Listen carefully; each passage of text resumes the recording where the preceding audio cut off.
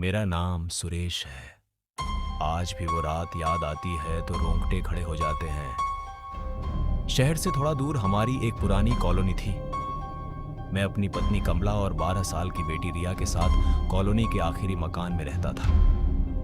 हमारे घर के ठीक सामने एक पुराना मकान था जो कई सालों से बंद पड़ा था। कहते थे कि उस घर में रहने वाली एक बूढ़ी औरत की कई साल पहले मौत हो गई थी।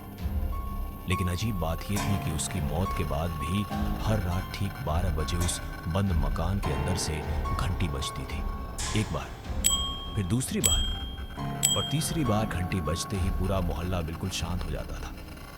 मैंने कभी इन बातों पर ज्यादा ध्यान नहीं दिया, लेकिन एक रात मेरी बेटी रिया ने मुझसे पूछा, पापा, उस बंद घर में रात को कौन घंटी बजाता है? मैंने उसे डांटते हुए कहा, इन सब बातों के बारे में मत सोचा करो, जाओ सो जाओ। लेकिन उस रात जो हुआ वो मैं जिंदगी भर नहीं भूल सकता। ठीक 12 बजे टन घंटी बजी। मेरी नींद खुल गई।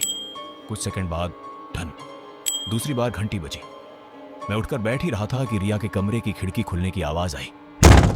मैं उसके कमरे की तरफ जाने ही वाला था कि टन तीसरी बार घंटी बजी और तभी रिया की चीख सुनाई दी।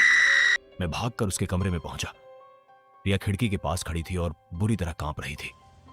मैंने पूछा, क्या हुआ बेटा? उसने कांपते हुए सामने वाले बंद मकान की तरफ इशारा किया। मैंने खिड़की से बाहर देखा। बंद मकान के दरवाजे के सामने एक छोटी लड़की खड़ी थी। वो बिल्कुल स्थिर खड़ी होकर हमारी खिड़की की तरफ देख रही थी। फिर उसने धीरे धीरे अपना हाथ उठाया और सीधे रिया की तरफ इशारा किया।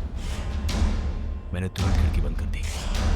उस रात मैंने रिया को अपने पास सुलाया, लेकिन अगली सुबह जब रिया ने अपनी मां कमला को उस लड़की के बारे में बताया तो कमला का चेहरा अचानक सफेद पड़ गया। मैंने पूछा, क्या हुआ कमला, तुम उसे जानती हो? कमला कुछ नहीं बोली, बस इतना कहा, आज रात दरवाजा मत खोलना। उसकी बात सुनकर मुझे और भी डर लगने लगा और उसी रात ठीक 12 बजे फिर वही घंटी बजी। टन, फिर दूसरी बार टन और तीसरी बार टन। लेकिन इस बार घंटी के साथ हमारे घर के दरवाजे पर भी दस्तक हुई। थक मैंने रिया और कमला को पीछे रहने को कहा और धीरे धीरे दरवाजे के पास गया। कुछ देर बाद मैंने दरवाजा खोल दिया। बाहर कोई नहीं था, सिर्फ जमीन पर एक पुरानी गुड़िया पड़ी थी।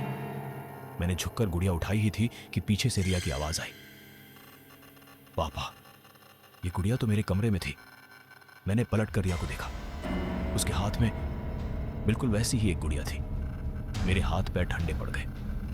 अगर गुड़िया रिया के हाथ में थी तो फिर दरवाजे के बाहर पड़ी गुड़िया कौन सी थी? उस रात मुझे पहली बार हाथ पैर ठंडे पड़ गए। बंद मकान की घंटी किसी वजह से बज रही थी, लेकिन असली राज मुझे अगले दिन पता चला और वो राज मेरी बेटी रिया से जुड़ा हुआ था।